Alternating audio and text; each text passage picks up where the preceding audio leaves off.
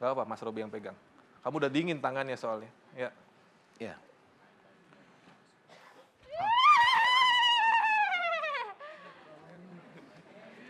Dudukin aja. Dudukin aja. Kaki. Dudukin. Kakinya ditata Kakinya dulu. lurusin. Kakinya ditata.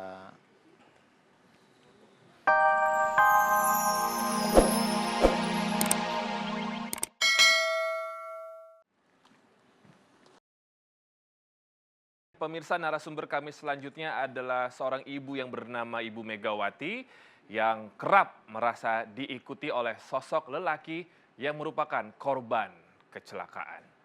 Langsung saja kita bertemu dengan Ibu Megawati. Assalamualaikum Ibu. Waalaikumsalam. Oh, panggilnya Mbak mungkin masih muda ya. Mbak Megawati sini silakan. Sini ngobrol dulu. Apa kabarnya? Baik. Agak di sini boleh. Muter-muter Anda ya. Ke Pak Ustadz boleh. Oh, Ya. iya. Oke, sebelumnya Mas Robi mau konfirmasi dulu. Pernah ke dukun? Mau dukun nggak? Oh, pakai mikrofon? Enggak. Terus siapa yang ngomong katanya diikutin sosok laki-laki? Itu kayak paranormal, enggak, bukan paranormal, seperti apa sih? Apa Karena bedanya Pak Ustadz? Dukun sama paranormal. Maksudnya orang yang bisa melihat. itu kan kayak apa, mbah-mbah gitu, tetangga. Oh, dia tetangga. Bilang saja tetangga lah ya. Iya. Paranormal bukan, dukun juga bukan, tapi mbah. Iya. Mbah ini profesinya apa? Ya, Dukun. iya, bukan inin bayi gitu loh Pak Ustadz. Ya udah gini. Sang mbah bilang Mbak Megawati ini diikuti oleh sosok laki-laki. Iya, karena saya kan pas waktu kejadian itu habis kemah. Habis kemah, jadi saya itu kesurupan gitu. Nah, terus itu pas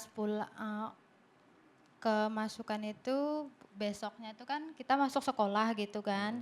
Jadi sampai di sekolah itu saya merasakan seperti itu, kesurupan lagi gitu kan. Padahal dulu-dulu pada saat remaja belum pernah Enggak, itu kesurupan. kejadiannya SMA kelas SMA, 1. kelas 1. Sekarang Iya. usianya berapa Mbak Megawati? 27 Tinggal di mana kalau boleh tahu di asal? Bandar Lampung, Oh, di mananya di Lampungnya? di Tanjung Karang. Oh, tetangga saya Pak Ustadz ternyata. Iya. Iya ya. Emang tempatnya Mas Robi di mana? Apa? Tempatnya Mas Robi Tempatnya saya banyak jin gitu maksudnya Pak Ustadz? Enggak. Doain Pak Ustadz. Nah, jadi ini katanya laki-laki. Kenapa kata si Mbah itu kok laki-laki ini ngikutin Mbak Megawati? Apa Nggak karena tahu. parasnya apa-apa? Nggak tahu, pokoknya kata Mbah ini laki-laki ini kecelakaan. Jadi dia tuh nempel di badan saya gitu di sini, kata dia. Jadi saya dikasih air putih gitu. Terus udah itu ya perasaannya agak enakan gitu kan, tapi semakin ke situ semakin saya sering kesurupan.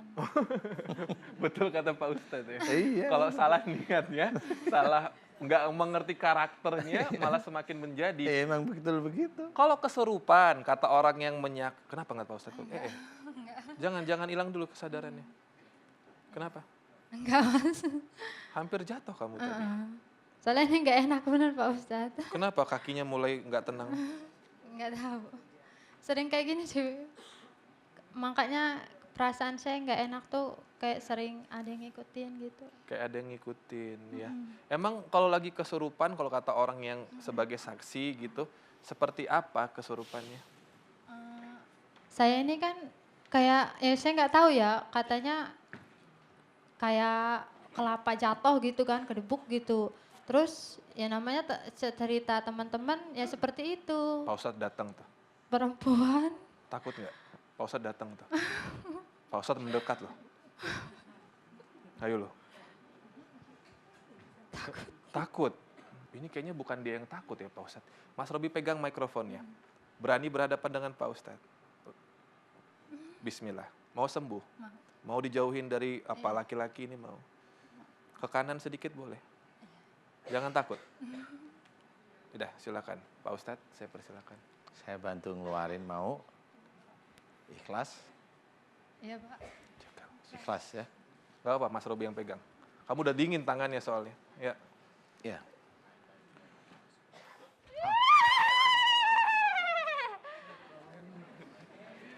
Dudukin aja. Dudukin aja. Kaki. Dudukin. Kakinya ditata Kakinya dulu. lurusin. lurusin kakinya ditata.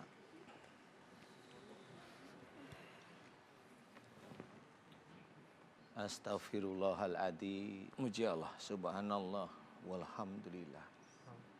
Wala ilaha illallah, wallahu akbar. Wala haula, wala quwata illa billahil alil adzim. Pak Ustadz tadi tuh kayak ada rintihan suara perempuan memang. Ya itu yang liar tadi, kuntilanak masuk aja. Aduh. Itu udah ngendon banyak sekali. Tapi kalau kayak arwah apa sosok Enggak. entah laki-laki itu enggak? Enggak, itu jin liar biasa. Oh, jin liar Iya. aja. Karena memang tubuhnya Mbak Megawati ada ilmu, jadi mereka kayak seneng aja. Jadi harus belajar untuk menolaknya. Oke. Belajar ya istilahnya ya, nggak apa-apa. Tadi yang sudah keluar itu sebenarnya proses ya Pak Ustadz ya? Iya, Banyak proses sekali itu. Pak Ustadz tadi rombongan. Banyak banget. Banyak. Ya, Mas Oleng. Gimana sekarang? Udah agak enakan Pak Ustadz. Agak ngeplong. Iya. Ya alhamdulillah walaupun lemes-lemes itu. Biasa tuh yang sakit tuh di kepala Pak Ustadz sama di sini. Iya. Ya mudah-mudahan sehat ya. Iya. Lebih enakan kepalanya sekarang. Enakan Pak Ustadz. Alhamdulillah, entengan ya. Alhamdulillah. Yang di perut juga entengan. Iya Pak Ustadz. Alhamdulillah. Alhamdulillah. Cepat sembuh nanti Mbak Mega ya. tadi bersuara seperti kuntilanak itu sadar nggak? Kayak kedengeran sih. Kayak kedengeran. Kayak kedengeran. Tapi kamu yakin bukan baru sekali bersuara seperti rintihan perempuan apa? Saya nggak tahu. Katanya sih kalau pas saya kesurupan tuh ya gitu. Sering suara kuntilanak gitu Pak Ustadz. Makanya Oh. saya kadang kalau siang gitu Pak Ustadz lagi nyuci piring apa. Di telinga saya ini kadang sering kayak gitu. Ada suara kuntilanak gitu Pak Ustadz. Suara cekikikan. Iya ketawa ya. gitu Pak Ustadz. Kalau yang dia ngode cekikikan biasanya. Iya. Tapi kalau ini dia keluar tadi. Beda. Tadi beda. keluar ya Pak Ustadz? Insya Allah itu tadi keluar. Alhamdulillah. Insya Allah keluar. Kalau cekikian itu nandain kalau dia ada di situ. Oh iya Pak Ustadz. Iya. Berarti rumahnya dekat dengan tempat tinggal kuntilanak itu dong Pak Ya Ustadz? kuntilanak mah jalan-jalan mas. jalan-jalan. Emang manusia aja yang ke mall. Ya kuntilanak mah jalan-jalan. Iya, iya. Kirain perempuan beneran yang suka jalan-jalan Pak Ustadz. Ternyata kuntilanak juga suka jalan-jalan. Jalan-jalan kuntilanak itu. Bosen lah dia, boring dia di situ. Iya juga. Dia hanya pengen kalau lihat orang yang karakternya dia mau ganggu, dia ganggu.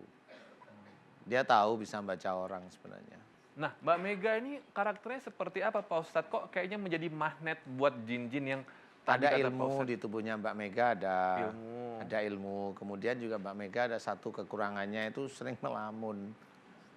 Suka ngelamun. Iya sih Pak Ustadz. Oh.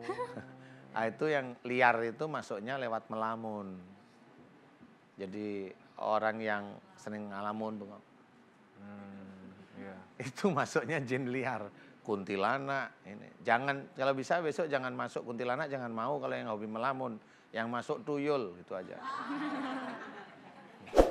Dapat duit dong Pak Dapat Ustadz. duit maksudnya. Ya, jangan suka ngelamun daripada ngelamun, zikir ya Pak Ustadz ya. Ya, zikir yang baik, baca Quran. Ya udah. Ya mudah-mudahan nanti insya Allah bisa sembuh. Lah ya, sudah mulai Pak enakan Ustadz. ya. Lihat acara kita ya yang pagi maupun yang malam, pelajari hikmahnya karena di balik kita bercerita tentang sesuatu yang tidak kasat mata tapi insya Allah itu ada nuansa yang Islami, insya Allah. Berarti ini jauh-jauh ke Jakarta buat berobat ya? Iya Pak Ustadz. Domisili masih di Lampung, masih di Bandar Lampung. Iya. Datang sama siapa ke Jakarta? Sama kakak. Ya udah, yang penting ada yang dampingin ya. Iya. Kata Pak Ustadz tadi sampai rumah, sampai Lampung masih nonton ya Pak Ustadz. Iya, Rahasia batin, kalau enggak ngaminin, Silman iya. kolbu, ya diaminin biar benar-benar 100% udah keluar semua ya. Iya Pak Ustadz. Kurangin ngelamunnya. Sering ngelamunin apa sih? Pangeran. Ya, Iya Pak Ustadz. ya udah cepat sembuh ya Mbak Mega ya. Iya. Oke, makasih banyak. Banyak yang bilang kamar mandi itu tempat ternyaman buat ngelamun. Ya, betul ya Bapak Ibu ya? Betul ya. Berarti semuanya suka bermain dengan jin. Apa betul Pak Ustadz yang namanya kamar mandi itu rumahnya? Ya kalau melamun secara psikologis bukan kamar mandi ya, klosetnya kali ya. Betul Iya. juga. Iya, Iya, iya, kalau iya, iya. pas mandi kan nggak mungkin ngelamun. Iya. Ini bengong lagi. Iya loh Pak Ustadz, kadang juga ada inspirasi kalau lagi pakai shower itu. Itu ya karena tidak terbiasa baik aja sih. Sebenarnya melamun itu kalau memang mau direncanakan, rencanakan aja kepada Allah Ta'ala pada waktu selesai sholat, berdoa apa yang diinginkan, doain aja kepada Allah Ta'ala. Mudah-mudahan dimudahkan oleh Allah. Daripada nanti di kamar mandi, di kloset, bengong begitu. Udah mau kloset nggak mungkin itu kita berdoa melamun dengan basmalah kan nggak mungkin itu di kloset kan gitu. Jadi mending nggak usah aja, udah diem biasa aja, berpikir normal aja, jangan sampai melamun. Karena memang kalau melamun ya banyak hal yang memang tidak akan diduga itu nanti beberapa waktu kemudian baru sadar kalau yang dikerjakan dulu itu yang disenengin itu nggak taunya malah menimbulkan masalah nanti di kemudian harinya. Jadi kalau kata orang tua misalkan jangan lama-lama di kamar mandi, nanti entah kerasukan, kesambet, karena di situ adalah sarangnya. Ini bagaimana Pak Ustadz penjelasannya sesungguhnya? Iya memang betul ya. Jadi selama ini memang saya memang tidak ngamati secara khusus saja. Tempat kamar mandi itu memang kan tempat yang kurang baik lah istilahnya. Oh, Sehingga memang itu diceritakan salah satu tempat yang tidak boleh sholat memang. Memang Ya. tidak boleh istilahnya. Jadi sudah seperti itu memang ya mereka itu sendiri sering nongkrongnya di tempat-tempat itu. Mereka ya. Jadi jin itu seneng nongkrong di situ. Entah itu kuntilanaknya, entah itu genderuwonya, entah itu siluman atau apa itu nongkrongnya di situ biasanya. Jadi tempat mereka untuk melihat dengan nyaman Ya. seluruh isi rumah itu biasanya di kamar mandi itu. oke. Berarti solusinya nggak usah mandi ya Pak Ustadz ya? Cuci muka aja ya. Dimandiin aja lah. Amit-amit Pak Ustadz, astagfirullahaladzim Pak Ustadz. Oke Pak Ustadz, sekarang kita menuju ke narasumber kita yang terakhir. Nah beliau ini pernah atau mungkin juga kerap, saya belum tahu data pastinya, ke paranormal dan mendapatkan sebuah minuman yang harus diminum. Lalu tampaknya efek-efek yang panjang menerornya. Langsung saja ini dia narasumber keempat kita. Halo Mas, waduh masih muda udah main kedukun. Waalaikumsalam. Warahmatullahi Silakan masuk, namanya siapa? Fahri, nama saya Fahri. Mas Fahri pernah sama ibu ya ke sini? Iya, Oh iya ibu iya. juga ada di Ibu di belakangnya. Heeh. Oh iya, saya jadi ingat ya. ibu, sama anak. ayah, sama Ibu adik. ayah ya. Oh iya juga. Ibu sama anak bermasalah ya. Ngapain ke dukun waktu itu? Bukan kedukun sih, Oh kayak kemana? nggak tahu ya, ke orang pinter kali ya, ke istilahnya kayak guru pernah dikasih amalan aja, katanya Oh ini amalan. ini untuk jaga-jaga katanya. Saya percaya nggak percaya sih, tapi sempat baca-baca itu gitu. Jaga Fahri dari mana? Katanya biar selamat aja katanya. Selamat dari mana? Nggak tahu. Gak tahu. Emang kamu mau ikut apa? Wajib militer atau apa Enggak ini? juga. Enggak. Enggak. Enggak. Terus emang efeknya apa setelah minum itu Efek Fahri? bukan minum ya, apa kayak bacaan-bacaan Oh bacaan-bacaannya gitu. kamu amalin. Lalu ada efeknya? Efeknya air-air ini kayak ada yang aneh aja di batin, di tubuh juga gitu. Ayat-ayat, ayat Malas suci maksud kamu? malas ibadah juga Malas gitu. ibadah. Terus kalau baca Quran suka tiba-tiba ngantuk, kalau sholat tahu-tahu lupa rokaatnya udah rokaat berapa gitu. Jadi amalannya ini mohon maaf ya Allah, mau astagfirullahaladzim. Ini dalam ayat suci Al-Quran maksudnya yang diamalin. Ada beberapa sih, ada yang kayak ayat suci Al-Quran ada, Waduh. terus ada yang pakai bahasa-bahasa Sunda gitu. Oh, Saya juga udah lupa sih, udah Campuran gitu ya. campuran. Oh. ya udah Pak Ustadz silakan langsung Pak Ustadz. Dan Iya. Pak Ustadz, dari tadi di belakang saya tiba-tiba menggigil kayak ada di dalam air es. Oh gitu. Ya, kayak nggak kuat. Udah pernah di Udah Kutub Utara berarti ya. udah pernah di ruqyah juga, tapi belum tuntas kayaknya. Oh gitu. Oke. Saya bantu Mas Fahri ya. Ikhlas. Semua ilmu-ilmu yang enggak manfaat ikhlas dilepas ya. Kalaupun mau baca Quran niatnya satu lillahi ta'ala. Jadi jangan sampai kalau ada jin diusir dengan ayat kursi, nggak perlu. Biarin aja. Kalau kita memang mohonnya pada Allah Ta'ala, Allah yang menciptakan jin, mohonlah kepada Allah Ta'ala agar kita dilindungi dari mereka, nggak usah yang aneh-aneh. Mas Fahri masih muda, masa depannya masih panjang, harus belajar memahami hukum-hukum Islam yang baik yang diajarkan kita. Berjanjilah pada Allah Ta'ala tidak bermain-main dengan amalan-amalan, ya.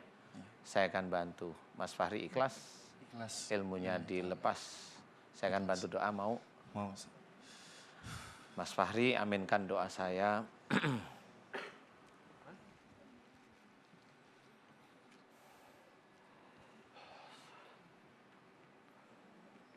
Gak apa. Pakai mic. Tadi tunjuk siapa tadi dia nunjuk apa Pak Ustadz di belakang? Tadi pakai bahasa Sunda. Nggak tahu juga ya. Tadi ngomong apa ya? Sunda dia kayaknya. Saya ingat sih bilang itu ada di belakang. Gimana? Iya ada di belakang. Apa di belakang? Nggak tahu saya. Nggak tahu ya. Artinya apa itu maksudnya? Ada di belakang. Ada di belakang. Belakang sono no. Nggak tahu nunjuk ke Nunjuk ke arah belakang sana. adik, nggak tahu ke arah ayah juga. Oh, jadi mengkode ceritanya. Ada ilmu keluarga tadi sebenarnya. Jadi kayaknya menunjuk juga ayahnya kayaknya ada di dalam tubuh ayahnya. Insya Allah ada kayaknya. Jadi sudah apa namanya ya? Sudah pada tahu. Jadi ketemu begini langsung tahu bahwa ibaratnya di situ ada temen, maksudnya temen minta bantuan dikeluarin juga, umpamanya seperti kayak gitu. Kayaknya seperti itu. Itu ada ayah saya juga. Kebetulan itu yang ngasih amalan itu teman ayah sih. Oh, teman ayah. Iya benar, juga. berarti memang benar juga sih yang dikatakan Mas Fahri ya. Nggak apa-apa. Mudah-mudahan nanti kalau ada kesempatan, ada waktu memang. Fahri usianya berapa sih Fahri? 21 tahun. Wih, masih muda. Masih muda Masih ya. bisa jadi artis nanti ya. Masih bisa jadi artis. Amin ya. Hampir jadi macan tadi. Kamu Bapak jangan dititip-titipin lagi begituan mah. Anaknya masih muda begini ya sini, marahin aja sini bapaknya. Sini, maju. Marahin Mas. Ih, Assalamualaikum. Waalaikumsalam. Waalaikumsalam. Ini adek ya? Ini adek sama bapak. Adek sini. Bapak saya mau nanya singkat aja, agak merapat boleh. Dulu kenapa anaknya masih remaja udah disuruh-suruh titipan itu? Begituan ilmu gitu buat apa? Coba ngadep Pak Ustadz. Iya, jadi Pak Ustadz begini. Saya punya teman. Iya. Lantas ibunya itu kan sering sudah 17 tahun waktu itu kan kita Sakit. ruqyah terus Iya, betul. sakit. Terus di ruqyah, setelah itu terakhir 1 tahun ke belakang lah kita ketemu teman, itu pun sama di ruqyah, tetapi melalui tenaga dalam seperti itu. Lantas tentu ketika ruqyah, anak-anak kami mendampingi semua. Akhirnya kata Pak Ustadz tersebut, anak pun katanya harus dikasih amalan. Kita kan pada akhirnya dengan namanya Pak Ustadz, Nurut ikut lah ya. aja kan. Tidak bermaksud apa-apa. Iya, betul. Kita tidak ada kaitan, tidak ada pengen ngisi apa, tidak ada. Cuma secara kebetulan saja mungkin kita terjerembab lah di situ ya. Tapi kami sebetulnya tidak punya perasaan negatif apapun. Jadi seperti efek dari istri saya, ibunya anak-anak ini, karena banyak pengobatan-pengobatan yang mungkin tidak syar'i gitu ya. Betul. Yang saya simpulkan tidak syar'i, pada akhirnya efek negatif kepada anak-anak kami. Iya. Orang biasa itu kalau sudah katanya ustadz itu biasanya kan mohon maaf ya, banyak benernya mohon maaf ya. Iya, betul. Jadi kan beliau juga nggak ngerti. Nah, makanya di acara-acara kita itu sebenarnya diterangkan sebenarnya. Jadi bacaan itu harus jelas lillahi ta'ala nggak ada bacaan itu untuk tameng, untuk keselamatan, untuk ini tidak ada. Bacaan itu sekarang sebetulnya sudah lupa dan tidak sudah pernah lama kita amalkan gitu ya. karena tidak ada efek menurut kami gitu Iya. kan. Sudah lupa dan tidak kita amalkan lagi sebetulnya. Alhamdulillah. Bacaan memang bacaan-bacaan dari ayat Al-Qur'an ya. Tapi lupa dan memang sama sekali kita lupakan, tetapi efeknya seperti ini ada gitu. Karena biasanya begini Pak, Itu kan makhluk, itu kan dibaca pertama itu masuk pertama kali, kedua, ketiga, seminggu, 1 bulan, terus itu masuk. Kemudian suatu ketika dia penuh di tubuh, kemudian nggak dibaca lagi. Nah dia nagih. Nagihnya itu dengan cara nyurupin. Jadi dia nagih, jatah saya mana makanan saya. Makanan saya itu ya bacaannya itu yang dibaca itu. Jadi itu nagih ceritanya, jatah preman istilahnya kalau saya. Nah itulah makanya saya sering bilang kalau bacaan Quran niatnya satu lillahi ta'ala aja cukup. Itu sudah sangat bagus. Nggak perlu kita sanksikan namanya lillahi ta'ala itu sudah. Hanya untuk mencari ridha Allah. Lillahi ta'ala. Jadi kalau untuk macam-macam, aduh jangan deh. Ya nanti hasilnya seperti ini. Tidak menyalahkan siapa-siapa Bapak, kita juga tidak menyalahkan Bapak sekeluarga tidak, tapi dengan kondisi seperti ini, apalagi tadi diceritakan bahwa pernah ibunya alhamdulillah sudah sangat membaik ya, hanya sendawa-sendawa aja. Itu tidak apa-apa, mudah-mudahan memang sebenarnya tidak bisa sekali bertemu dengan saya umpamanya.